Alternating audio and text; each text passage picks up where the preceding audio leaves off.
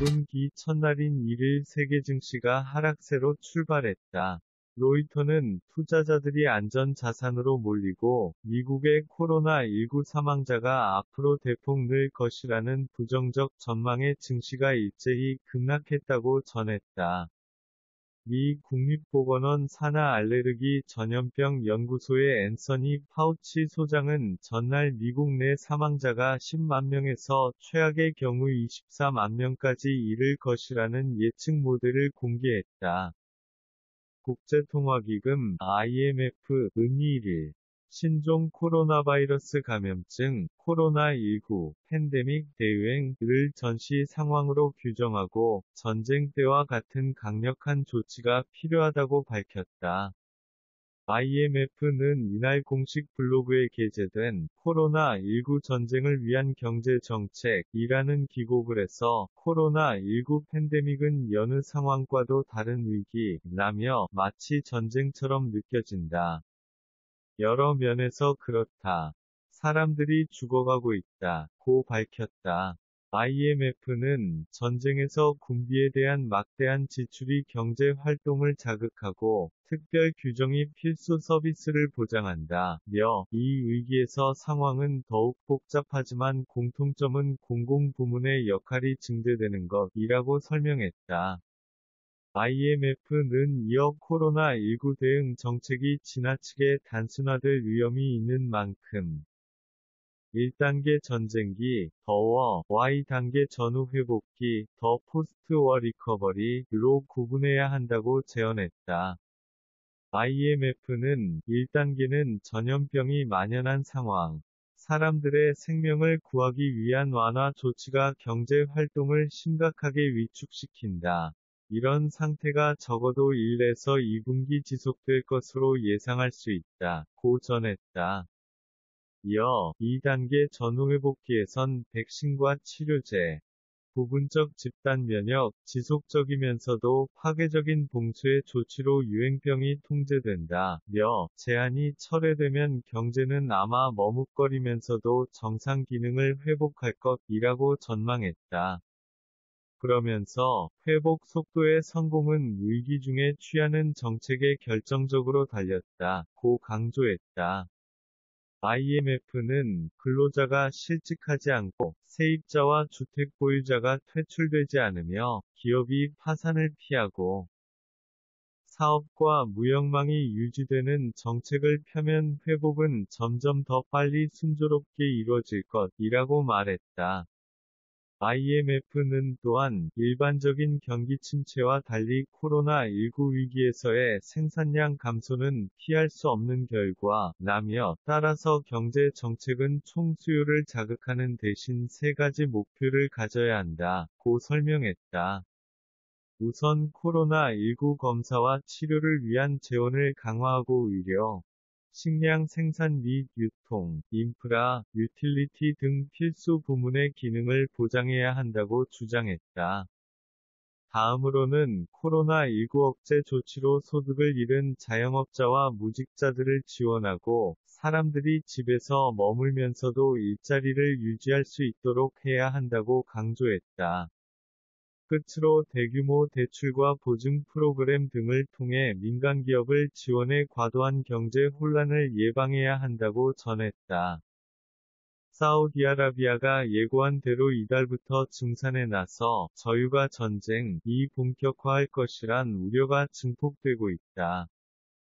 특히 석유 수출기구, 오펙, 회원국들 중 생산원가를 감당치 못할 나라들이 이번 전쟁에서 먼저 쓰러지기 시작할 것이란 우려가 이어지고 있다. 신용평가회사들은 나이지리아, 멕시코 등 일부 산유국들에 대한 등급 하향에까지 나섰다. 석유 수출을 통한 나라 수입이 급감하면서 이들 나라는 안보, 보건 등 주요 예산 지출을 삭감하고 있다. 지난달 31일 월스트리트저널 WSJ은 RBC 캐피털 마켓의 헬리마 크로프트 수석 상품 전략가를 인용해 유가전쟁 교착 상태는 오펙 회원국들 중 위험에 빠진 생산국들에게 타격을 줄 것이라며 이란, 이라크, 알제리, 리비아, 앙골라, 베네수엘라 등 6개 국가를 흔들리는 나라들로 명시했다. 이들 국가들은 현재 석유 생산 과제뿐 아니라 안보 위협이나 막대한 국가 예산의 필요 등 문제들이 산적해 이미 난관에 빠져 있다는 설명이다. 코로나19 확산으로 인해 이동량 급감 등 전세계 경제 활동이 둔화되면서 올해 전세계 석유 수요는 크게 낮아질 것으로 예상된다. 특히 지난달 26일 로이터에 따르면 골드만삭스는 올해 3월 석유 수요가 하루 1,050만 배럴 감소한 데 이어 4월에는 1,870만 배럴 감소할 것으로 내다봤다. 전 세계 석유 수요가 하루 약 1억 배럴인 점을 감안하면 4월에는 이중 20%가 사라지는 셈이다. 게다가 사우디가 전 세계 최저 수준의 생산원가를 무기 삼아 4월부터 증산을 예고. 이미 20달러대까지 내려온 유가는 10달러대까지 폭락할 수 있다는 우려가 나온다. 지난달 초 오펙 플러스, 오펙 회원국과 비오펙 산유국 연합체, 가 추가 감산 합의에 실패한 것이 미국 셰일 석유회사들의 반사이익으로 이어지는 것을 막기 위한 러시아의 어깃장, 이란 해석들이 나왔지만 유가전쟁으로 인한 타격은 정작 재무구조 등이 취약한 나라부터 입게 될 수 있다. 국제에너지기구 IEA에 따르면 오펙 회원국들의 올해 석유가스로 인한 수입은 전년 대비 약 50에서 85% 떨어져 20년 만에 최저 수준을 달성할 것으로 조사됐다.